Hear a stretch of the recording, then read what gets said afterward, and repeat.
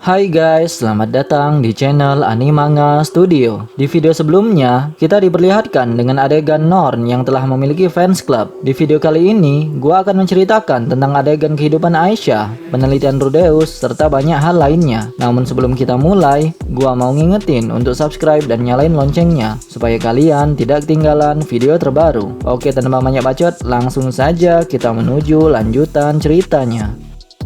Mari kita bicara tentang Aisyah. Dia adalah anak yang energik, hampir tidak ada perubahan pada sikapnya. Meskipun Paul sudah tiada dan Zenith mengalami cacat mental, malahan dia tampak lebih energik daripada sebelumnya. Dia bertingkah paling energik saat berada di rumah. Tak pernah sekalipun dia memasang ekspresi lesu pada wajahnya, seperti yang dilakukan Lilia saat menatap kosong keluar jendela. Pada siang hari, dia merawat tanaman di kebun dan juga merawat bunga di kamarnya. Pada malam hari, Rudeus memberikan kursus private sihir padanya, dan dia pun memperhatikan dengan seksama. Seakan-akan dia sama sekali tidak merasakan duka atas kepergian Paul. Rudeus jadi penasaran, sementing apakah sosok Paul di mata Aisyah. Nampaknya, Norn tidak memiliki kenangan apapun yang tertinggal di desa Buena, karena dia masih terlalu kecil saat itu. Jadi apakah Aisyah juga tidak memiliki banyak kenangan yang berkesan tentang Paul dan Zenith? Norn lebih banyak menghabiskan masa kecilnya bersama Paul saat masih mencari korban-korban bencana teleport, sedangkan Aisyah lebih banyak menghabiskan masa kecilnya bersama Lilia saat terjebak di kerajaan Chiron. Rudeus rasa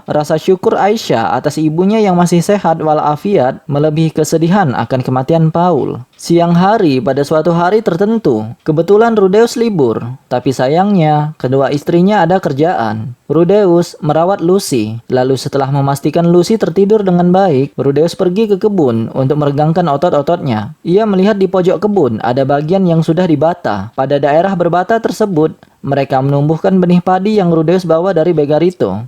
Di sana ternyata ada Aisyah yang sedang jongkok, dan anehnya, Zenith juga jongkok di sebelahnya. Rudeus bilang, "Kalian sedang ngapain?" Aisyah membalas, "Ah, Oni-chan, kami sedang mencabut rumput liar. Belakangan ini, aku mendapatkan asisten baru untuk merawat kebun, yaitu Zenith sama." Rudeus kembali bilang, Aisyah, bukankah lebih baik kau memanggilnya dengan sebutan ibu juga?" Aisyah kembali membalas, "Tidak bisa, Mama Lilia melarangku melakukan itu. Zenith sama adalah istri yang sah, jadi aku harus lebih hormat padanya." Menurut Aisyah, Zenith ikut berkebun sebelum bata-bata ini belum Rudeus bangun. Awalnya Lilia melarang, tapi ternyata Zenith lebih terampil daripada Aisyah. Rudeus pikir, ya tentu saja karena Zenith memang suka berkebun saat mereka dulu masih tinggal di desa Buena dulu. Dia begitu menyayangi pohon yang ditumbuhkannya di kebun mereka dulu, sampai akhirnya Roxy merusaknya. Rudeus bertanya-tanya, apakah tingkah laku Zenith saat ini dipengaruhi oleh aktivitasnya di masa lampau? Dengan pipi yang kotor karena tanah, Aisyah menoleh ke belakang, ke arah Rudeus dan bilang, "Aku baru ingat, Oni-chan. Hari ini kau tidak bersekolah kan? Kalau begitu, bisakah Oni-chan datang ke kamarku nanti? Ada sesuatu yang ingin kutunjukkan." Rudeus mendekatinya, kemudian memberikan anggukan sembari menyekat tanah di wajah Aisyah. Setelah Rudeus bersihkan itu, dia pun tersenyum. Hehehe. Zenith hanya menatap kosong pada mereka tanpa mengucap sepatah kata pun. Sembari menunggu Aisyah menyelesaikan pekerjaan berkebunnya, Rudeus memasuki kamar Aisyah. Ia penasaran apa yang sebenarnya yang ingin dia tunjukkan. Kamar Aisyah sangat rapi, setiap sudut dan jengkal kamarnya dibersihkan, dan kau tidak akan menemukan benda yang berserakan dimanapun. Rudeus juga mendapati beberapa hiasan imut khas cewek di kamarnya. Contohnya, dia meletakkan boneka kain di sisi tempat tidurnya. Di sisi jendela, ada beberapa pot tanaman. Pot-pot tersebut berisikan benih yang Rudeus berikan pada Aisyah. Beberapa di antaranya sudah berkecambah. Salah satunya, tanamannya mirip tulip, yang lain seperti kaktus atau lidah buaya. Ada sekitar 10 pot tanaman berbeda yang berjajar di sana. Saat Rudeus buka lemari di sudut ruangan, Rudeus dapati 3 setel pakaian pelayan yang tergantung. Selanjutnya, Rudeus membuka laci di bawah lemari yang sama. Di dalamnya ada tumpukan celana dalam. Di sebelahnya juga ada tumpukan kemeja. Rudeus masih penasaran, apa sih yang ingin ia tunjukkan padanya? Tiba-tiba, Rudeus mendengar suara dari belakangnya. Rudeus langsung menutup laci dan berbalik. Rudeus berteriak, "Siapa di sana?" Tidak ada apa-apa. Tidak ada seorang pun di sana. Aisyah dan Zenith mungkin masih berkebun, dan Lilia pasti sedang menyiapkan makan siang sekarang. Mungkinkah itu Jiro si armadillo? Tunggu sebentar, Roxy menunggangi Jiro ke sekolah. Jadi, harusnya dia sekarang sedang tidur siang di kandang sekolah. Mungkinkah itu suara Lucy? Mustahil. Lucy bahkan belum sanggup merangkak. Lalu, suara apakah itu?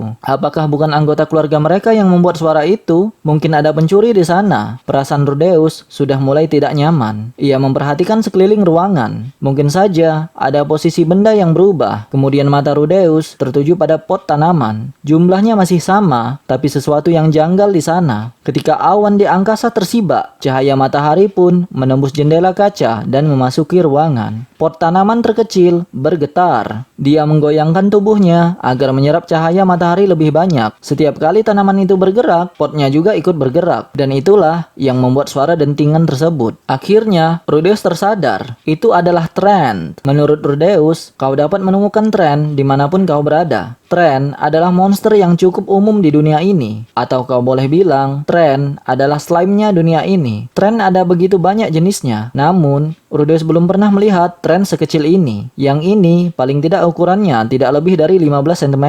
Dia memiliki 4 lembar daun dan 2 sulur yang merambat. Saat ini, dia tidak memiliki bunga ataupun buah. Dia masih muda. Daripada tanpa nama, saat ini Rudeus panggil dia Baby Tren. Ketika Aisyah memasuki kamarnya, Rudeus sedikit memarahi Aisyah. Kata Aisyah, ia menanam tanaman seperti biasa. Namun ada satu tanaman yang mulai bergerak. Mungkin ada biji tren yang bercampur dengan biji-biji lain yang Aisyah miliki. Rudeus bilang, bagaimanapun juga, sepertinya kita harus membakarnya sampai mati. Aisyah membalas, apa? Aisyah menjerit histeris saat Rudeus katakan itu. Kenapa? Aku menghabiskan waktu yang lama untuk membesarkannya. Apakah tidak ada cara selain membunuhnya? Aisyah, aku yakin kau sudah mengerti. Tanaman itu jelas-jelas monster. Tapi sekarang kan bentuknya imut dan lucu. Sekarang sih begitu. Tapi kalau sudah besar nanti, dia bisa menyerang dan membahayakan orang lain. Tapi aku sudah melatihnya sejak dini agar tidak menyerang orang lain. Aisyah memohon sampai menempel di pinggang Rudeus. Mata Aisyah berkaca-kaca. Aisyah bilang bahwa monster ini berbeda. Ia bisa mendengar apa yang Aisyah katakan. Rudeus tidak percaya apa yang Aisyah katakan. Aisyah pun bilang, lihat ini. Aisyah mengulurkan tangannya ke Baby Tren. Saat dielus oleh Aisyah, Baby Tren mulai menggoyangkan tubuhnya. Tanaman itu berperilaku seperti hewan peliharaan. Aisyah bilang, mana ini yang jari kelingking? Tren itu tampak bingung sesaat, namun tak lama berselang, dia melingkarkan sulurnya pada jari kelingking Aisyah. Dan sekarang, mana jari tengah? Dia pun melepaskan lilitan pada jari kelingking Aisyah, kemudian melilit lagi jari tengahnya. Bagaimana? Dia bisa mendengarkan perintahku dengan patuh kan?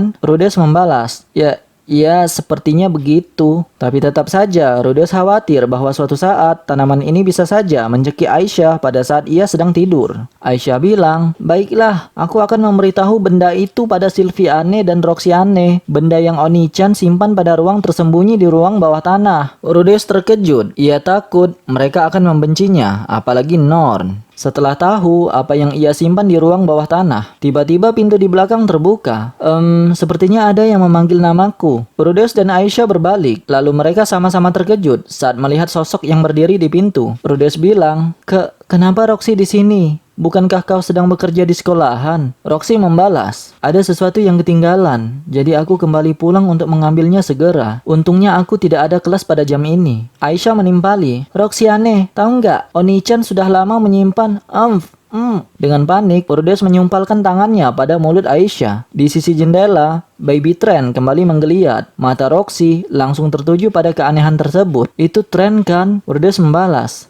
Sepertinya begitu, Roxy. Dan Aisyah ingin membesarkannya. Tapi Tren itu monster kan? Monster itu berbahaya kan? Jadi, bukankah memelihara Tren adalah ide yang buruk? Roxy kembali bilang, hebat dong. Kalau dibesarkan dengan baik, maka dia akan menjadi jinak. Lagian, aku ragu Tren jenis ini bisa tumbuh besar. Rudeus terkejut dengan respon Roxy. Roxy melanjutkan, ya, aku sih masih asing dengan jenis Tren ini. Tapi suku Migur dia mengembangbiakan Tren untuk menghalau burung dari ladang. Singkat cerita, dengan demikian, Rudeus mengizinkan Aisyah memelihara Tren. Peliharaan mereka bertambah satu, yaitu Baby Tren. 3 bulan berlalu dalam sekejap mata. Musim panas sudah dimulai. Salju telah sepenuhnya meleleh dan setiap hari dipenuhi oleh hawa panas yang kering. Tahun ini, Rudeus semakin sayang pada Lucy. Tiap kali Rudeus punya waktu, Rudeus tidak pernah melewatkan kesempatan bersama Lucy. Dia adalah anak pertamanya. Rudeus sangat memujanya. Bahkan sekarang pun, Rudeus masih melihat-lihat Lucy yang tergolek di ruangan bayi khusus pada lantai pertama. Wajahnya terlihat polos, pipinya cempluk, dan mulutnya selalu terlihat lembut. Tiba-tiba Lucy terbangun dan menangis. Sylvie pun tidak ada. Rudeus bilang, "Jangan menangis Lucy-chan, ini ayah yang lucu." Rudeus pun menarik-narik wajahnya agar terlihat konyol. Lucy pun tertawa. Oh, imut sekali anak ini. Namun kemudian, Lucy kembali menangis. Rudeus pun mencoba menggendongnya dan ia timang-timang Lucy. Lucy pun senang. "Dana sama." Rudeus membalas, "Ada apa Suzanne?" Saat Rudeus menggendong Lucy, Suzanne, si pengasuh,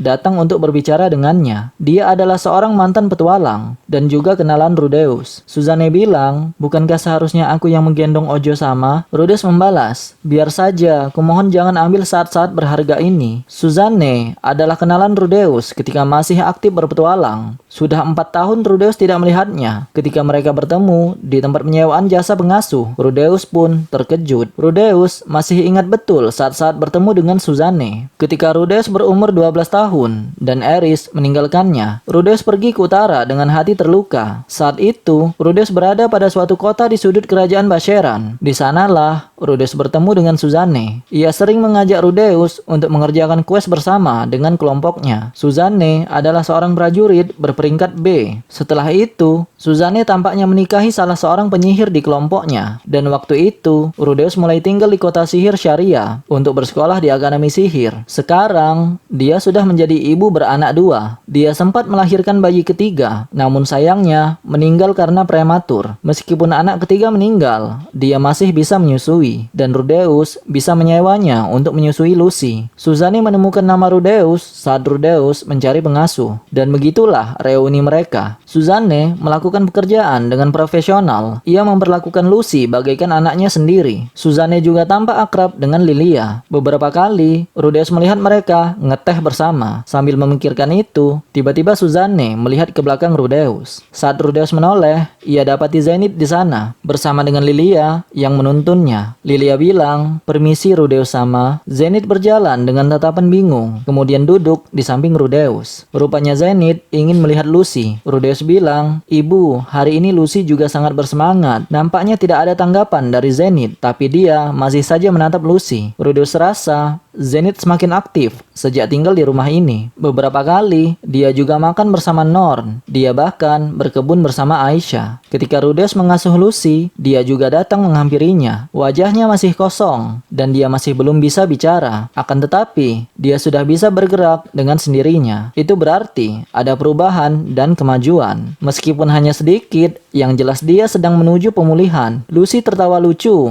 Zenith menjulurkan tangannya pada Lucy. Dengan wajah tersenyum, Lucy memegang tangan Zenith. Rudeus bilang, "Lucy, kamu sangat menyayangi nenek ya." Zenith hanya menatap Lucy tanpa kata. Rudeus merasakan aura seorang nenek yang begitu menyayangi cucunya. Setiap kali Lucy berinteraksi dengan Zenith, dia selalu tersenyum. Hati Rudeus terasa hangat saat melihat cucu yang begitu bahagia di dekat neneknya. Tiba-tiba Zenith mengangkat kepalanya. Dia menatap Rudeus. Tak lama berselang, Lucy mulai menangis. Lilia bilang, "Nyonya Zenith, biar aku yang urus." Lilia membawa bayi Rudeus menjauh dari Zenith perlahan-lahan. Kemudian, Lilia menyerahkannya pada Suzanne, dan dia pun menimang-nimangnya. Suzanne bilang, "Ini waktunya untuk menyusui." Rudeus bilang, "Baiklah, kalau begitu aku keluar dulu." Sambil Rudeus keluar, ia berpikir, "Tunggu dulu, apakah Zenith sudah tahu bahwa Lucy sedang lapar?" Mungkin saja begitu, karena bagaimanapun juga, Zenith pernah menyusui 2 orang anak di masa lalu. Rudeus pun telah meninggalkan ruangan. Saat Rudeus melihat keluar jendela, sayangnya hari sedang hujan. Rudeus memasuki ruangan lain. Itu adalah ruangan yang ia gunakan untuk menyiapkan penelitiannya, yaitu ruangan kecil yang terletak di lantai pertama. Rudeus berjalan menuju meja yang tertutup tertata rapih di dalam ruangan tersebut. Pada meja itu, tergeletak laporan penelitian dan batu sihir. Selama setengah tahun terakhir ini, Rudeus tidak hanya bermain-main dengan adik-adiknya dan anaknya saja. Rudeus juga mengerjakan hal penting seperti menyelidiki batu sihir. Ini adalah batu sihir yang berasal dari sisik Hydra yang Rudeus lawan tempo hari. Batu ini berwarna hijau transparan. Berdasarkan informasi yang Rudeus dapat dari perpustakaan, Rudeus mendapatkan beberapa fakta. Pertama, batu sihir ini memiliki nama, yaitu batu penyerap mana. Batu ini merupakan bagian tubuh Hydra yang memiliki kemampuan menyerap mana di sekitarnya. Karena Hydra bersisik hijau adalah monster langka, maka batu sihir ini pun dianggap seperti legenda. Kebanyakan monster bertipe naga memiliki batu sihir pada tubuhnya. Batu sihir yang terdapat pada tongkat Rudeus pun katanya juga berasal dari monster bertipe naga. Batu sihir seperti ini memiliki berbagai macam efek, namun pada dasarnya adalah efek yang mempengaruhi mana. Batu sihir bisa memperkuat mana atau mengurangi konsumsi mana, sehingga kau bisa melipat gandakan efek sihirmu hanya dengan menghabiskan sejumlah kecil mana. Rudeus mempelajari cara kerja batu penyerap mana ini. Rudeus menyadari efek batu ini aktif ketika Rudeus menyalurkan mananya kepada batu ini. Kemudian, ketika ada serangan sihir datang, maka sihir itu akan lenyap. Dengan kata lain, kau tetap memerlukan sejumlah mana untuk melenyapkan mana lawanmu. Oleh karena itu, Rudeus rasa kemampuan batu sihir ini mirip seperti sihir pengganggu Ranma, namun efeknya lebih hebat. Tentu saja masih banyak misteri dari batu ini yang belum terungkap. Pada eksperimen lainnya, nampaknya Rudeus bisa menghancurkan efek benda-benda yang tidak bisa dimusnahkan oleh Ranma. Rudeus menggunakan batu sihir ini pada efek lingkaran sihir. Rudeus berkolaborasi dengan Cliff untuk melakukan eksperimen ini. Hasilnya, Rudeus mampu melenyapkan semua efek lingkaran. Gambaran lingkaran sihirnya sih masih tetap, namun efeknya telah ditiadakan. Oni-chan, seorang tamu telah tiba. Saat Rudeus masih merenung di ruang penelitiannya, tiba-tiba Aisyah muncul. Singkat cerita, Rudeus menuju ke ruang tamu. Rudeus bilang, "Maaf membuat kau menunggu." Zanoba yang sedang menyeruput teh pun segera berdiri. Ia bilang, "Shisho, maaf mengganggumu." Bersamaan dengan gerakan Zanoba, Julie dan Ginger yang berdiri di sudut ruangan juga langsung membungkuk hormat pada Rudeus tanpa mengatakan apapun. Rudeus bilang, "Ada apa ini datang ramai-ramai?" Zanoba membalas, "Kebetulan saja kami lewat dekat sini, jadi kami memutuskan untuk mampir." Julie kemudian datang mendekat. "Master, yang ini sudah selesai." Setelah selesai mengatakan itu, Rudeus menerima sebuah patung dari Julie. Itu adalah pekerjaan rumah yang Rudeus berikan padanya, yaitu duplikat figur Wizard. "Ya, skillmu semakin baik, teruskan seperti ini." "Ya." Julie membungkuk dengan riang. Saat Rudeus pergi ke Beggar itu, Julie menyelesaikan patung buatannya. Figur Wizard yang telah dibuat oleh Julie tidaklah buruk. Meskipun dia menggunakan figur buatan Rudeus sebagai patokan, namun Rudeus harus akui kemampuannya menyalin jauh lebih baik darinya. Tidak ada kesalahan pada posenya. Bahkan bagi orang awam, mereka akan menganggapnya keren. Setelah Norn melihatnya, dia ingin memilikinya. Sehingga akhirnya, figur itu diberikan padanya sebagai hadiah. Lalu dia menyimpannya pada rak di asrama. Baru-baru ini, Norn juga telah menyelesaikan tulisan bukunya. Meskipun dia rutin berlatih pedang, dia tidak menghentikan kegiatan menulisnya. Cerita yang dia buat tidaklah begitu panjang, dan gaya penulisannya juga masih kasar. Lagi pula, dia hanya berhasil merampungkan satu cerita. Dia menulis kisah yang menceritakan Wizard bertarung demi tuannya, namun dia dikhianati. Kemudian dia membelot untuk balas dendam. Sebenarnya itu adalah kisah tentang tombak terkutuk ras Rupart, tapi tulisan itu sudah cukup mengungkapkan kesedihannya dan juga kegigihan Wizard. Dengan sedikit penyuntingan, rasanya mereka bisa merilis bacaan ini pada kaum muda. Rudeus membacakan cerita itu pada Julie, dan itu merupakan cerita yang baik untuk anak seumuran Julie. Dia terus-menerus meminta Rudeus untuk membacakannya lagi dan lagi. Akhirnya, Rudeus sampai mengulanginya 3 kali untuk Julie. Jika Ginger tidak menghentikannya, mungkin Rudeus akan membacakan untuk yang keempat kalinya. Rudeus mendengar bahwa tak seorang pun pernah membacakan cerita seperti itu saat Julie masih kecil. Ras Dwarf tidak memiliki budaya semacam itu. Sebenarnya, Rudeus ingin mempertemukan Julie dan Norn agar mereka saling kenal. Namun tampaknya mereka sudah saling bertemu terlebih dahulu. Julie pun memanggil Norn dengan sebutan Sensei, dan itu cukup membuat Rudeus merinding.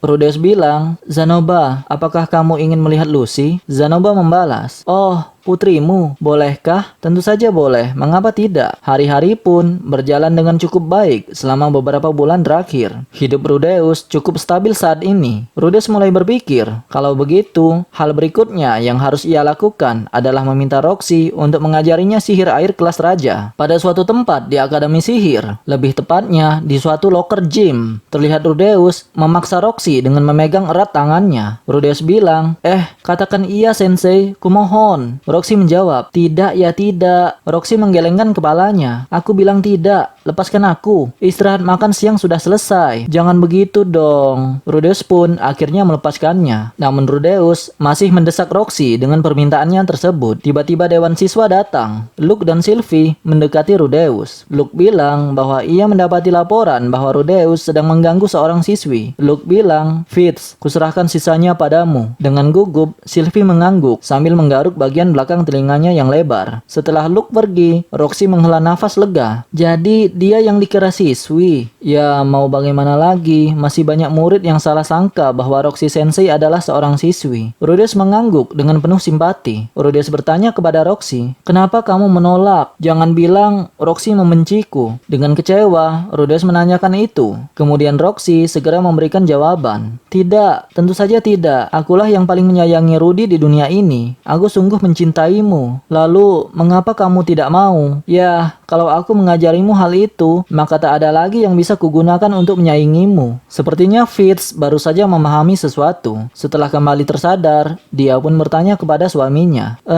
Maaf Rudy, sebenarnya apa yang sedang kita bicarakan? Rudeus langsung menjawab pertanyaan istri pertamanya. Aku meminta Roxy mengajariku sihir air kelas raja. Oh begitu toh, kirain apa? Singkat cerita, saat ini Rudeus sedang menunggangi kuda sambil mendekap Sylvie yang ada di depannya. Matsukaze adalah kuda yang bagus. Dia jinak, bisa diandalkan dan juga kuat. Rudeus mendengar suara itu dari depan Sylvie. Ia adalah Roxy. Dia duduk di depan Sylvie. Itu benar, kuda sehebat ini memang langka. Dengan nyaman, mereka menunggangi seekor kuda bersama. Roxy di depan, Sylvie dan Rudeus di belakang. Mereka kini berada di pinggiran kota. Di sebelah kanan, ada anak sungai kecil yang cantik. Dan di sebelah kiri, ada ladang kosong yang luas. Dan juga hutan. Mereka berada jauh di sebelah utara benua tengah. Namun ada banyak tanaman hijau yang tumbuh musim ini. Baru saja mereka melintasi ladang ubi dan gandum. Namun yang terlihat sekarang hanyalah hamparan hutan. Mereka tidak merencanakan sejauh mana mereka akan pergi. Yang jelas, mereka akan menuju ke suatu tempat yang sepi manusia. Roxy bilang, Oke, aku sudah memutuskan untuk mengajari kalian dengan baik. Mantra yang akan kuajarkan adalah sihir air kelas raja, yaitu lightning. Roxy terlihat sedikit enggan. Sylvie dan Rudeus saling menyenggol pundak untuk bertanya apakah di antara mereka ada yang mengetahui sihir itu. Namun sayangnya, mereka sama-sama tidak mengerti. Namun setidaknya, dari namanya saja, Rudeus bisa menyimpulkan bahwa itu semacam sihir yang bisa memanggil halilintar atau sejenisnya. Oke, sepertinya ini tempat yang cocok. Saat tiba di suatu tempat, Roxy pun melompat turun dari kuda. Dia mengikat Matsukaze pada suatu pohon. Kali ini kudanya aman kan? Aman kok. Tapi kamu harus menutupi Matsukaze dengan sesuatu. Kalau tidak, dia bisa masuk angin. Mengerti. Rudeus pun menuruti saran Roxy dengan membangun pelindung tanah untuk Matsukaze. Kemudian, haruskah aku menjauh juga? Tidak, tidak perlu. Aku hanya bisa melakukannya sekali. Jadi perhatikan baik-baik. Sylvie dan Roxy mulai memakai jas hujan sembari berbicara. Mereka akan membutuhkan jas hujan jika sihir ini bisa mempengaruhi cuaca seperti dulu. Itulah kenapa mereka membawanya. Roxy bilang, siap. Rudeus membalas, siap. Roxy kembali bilang, baiklah. Roxy mengangguk, kemudian dia menunjuk pada suatu pohon yang jauh. Itu adalah pohon yang besar. Dari jauh saja, sudah terlihat cukup besar. Aku akan membidik pohon yang ada di sana itu. Aku hanya bisa melakukannya sekali. Jadi tolong perhatikan baik-baik. Roxy mengangguk, lantas dia menarik nafas dalam-dalam. Roxy mengangkat tongkatnya, memejamkan mata, kemudian berkonsentrasi penuh. Tidak biasanya dia mempersiapkan diri selama itu untuk melepaskan suatu sihir. Sihir kelas Saint mungkin bisa diaktifkan segera. Namun Berbeda ceritanya untuk sihir kelas raja. Roxy terus berkonsentrasi selama beberapa saat. Setelah beberapa saat berselang, tiba-tiba dia berkata, "Baiklah, aku mulai sekarang." Rudeus menghela nafas. Roxy menempelkan tongkatnya ke tanah. Tangan kirinya memegang tongkat, sedangkan tangan kanannya menggenggam batu sihir.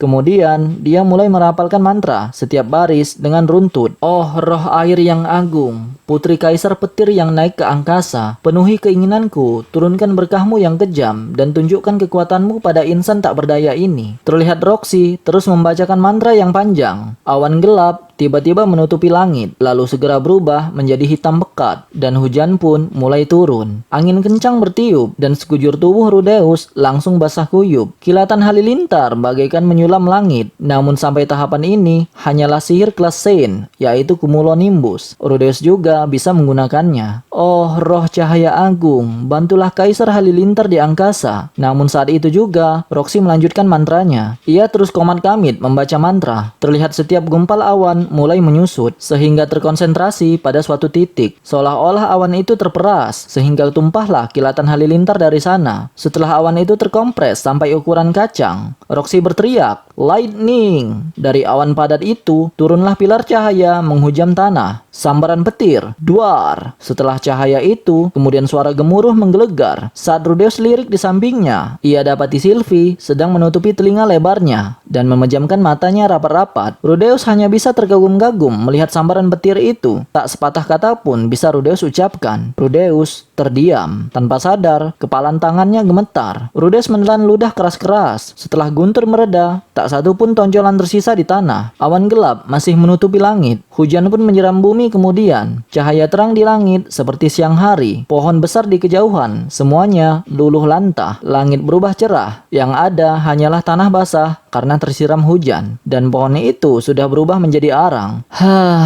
Roxy sempoyongan. Dia menjatuhkan tongkatnya, dan tak lama berselang, dia sendiri juga roboh. Rudeus segera menangkapnya. Ia bilang, "Apa kau baik-baik saja? Sudah selesai. Dengan kapasitas manaku saat ini, meskipun sudah membawa tongkat dan batu sihir, aku hanya bisa melakukannya sekali. Lalu, apakah kau melihat sihir lightning itu?" "Ya, Sensei." Rudeus melihatnya. Ia pun menghafal seluruh mantranya. "Bisakah kamu menirunya? Biarkan aku mencoba." Rudeus pasrahkan Roxy pada Sylvie untuk disembuhkan. Kemudian Rudeus raih tongkatnya, si Raja Naga Sombong, atau yang juga dikenal sebagai Aqua Hartia. Rudeus mengingat apa yang Roxy contohkan. Sembari menengadah ke langit, Rudeus pun berseru, "Oh, roh air yang agung, putra kaisar petir yang naik ke angkasa, penuhi keinginanku, turunkan berkahmu yang kejam, dan tunjukkan kekuatanmu pada insan tak berdaya ini." Mantra pun terus dilanjutkan. Sejumlah besar mana mulai mengalir dari tangan Rudeus, tersalurkan pada tongkatnya, kemudian melesat ke angkasa. Mana itu mulai memanipulasi awan dan segera berubah menjadi mendung. Muatan-muatan listrik pun mulai mengamuk dan mengaktifkan Cumulonimbus. Rudeus rasa ini cukup, tapi masih ada lagi tahapan selanjutnya. "Oh, roh cahaya agung, bantulah kaisar halilintar di angkasa." Kata demi kata Rudeus ucapkan. Setiap kata yang Rudeus ucapkan pada mantra itu, halilintar semakin berkecamuk. Dengan segenap usaha, Rudeus terus memeras mananya keluar dari tangan. Rudeus pun terus memaksa. Sihir ini membutuhkan kontrol yang tinggi. Baru kali ini, Rudeus mengontrol suatu sihir dengan begitu kuat. Mungkin Rudeus akan gagal, atau mungkin juga tidak. Setelah itu, Rudeus berteriak, "Lightning!" Saat mantra itu selesai, Rudeus merasakan suatu lubang yang terbuka di bawah awan terkompresi. Pilar cahaya pun turun. Duar! Kemudian mendarat di bumi. Suatu tembakan cahaya yang begitu dahsyat. Untungnya tidak ada apapun di bawahnya. Tapi Rudeus berhasil mengenai titik yang ia bidik sebelumnya. Kemudian tanah pun menjadi kawah bagaikan terkena meteor. Lalu awan gelap di langit memudar perlahan-lahan, menyibak langit cerah di baliknya. Tanah kembali basah oleh siraman air hujan. Jas hujan mereka pun bagaikan terendam oleh air hujan. Mata Rudeus belum pulih sepenuhnya karena kilatan cahaya yang begitu terang. Dan telinganya pun masih berdengung karena suara yang menggelegar. Namun, Rudeus berhasil. Sylvie berteriak dari belakang, "Luar biasa!" Sepertinya, Rudeus sudah resmi menjadi penyihir air kelas raja. Nah, itulah rangkuman cerita volume 14 part yang ketiga. Video berikutnya, gua akan membahas tentang kehidupan teman-teman Rudeus. Banyak cerita yang tidak dijelaskan di anime dan manganya loh. Maka dari itu, kalau males baca web novelnya, pantengin terus channel ini dengan subscribe dan hidupkan notifikasinya. Oke, sekian dari saya. Terima kasih guys.